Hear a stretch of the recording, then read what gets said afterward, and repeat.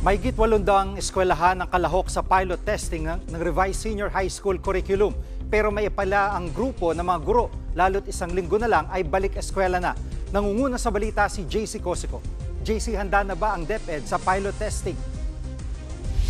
JG, binusisi nga ng ilang mambabatas yung kahandaan ng Education Department doon sa pilot implementation ng revised senior high school curriculum halos isang linggo bago ang pasukan sa June 16.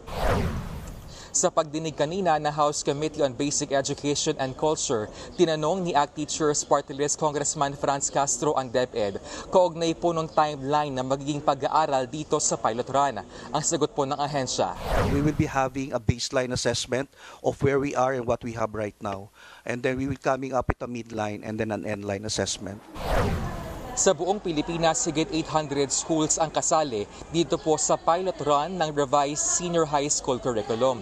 May 2 main tracks na pwedeng pagpilian dito, Academic and Technical Professional o TechPro.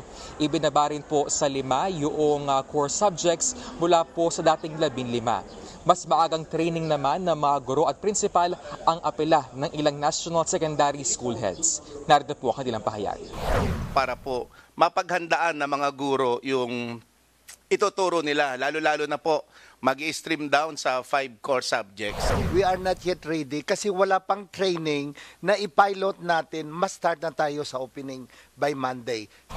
Pero ayon sa DepEd, voluntary po yung pagsali dito po sa pilot run ng revised senior high school curriculum. At meron din daw screening para dito.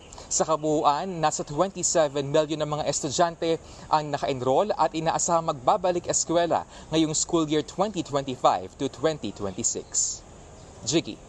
Yan pong ulat ni JC Cosico mula sa Batasang Pambansa.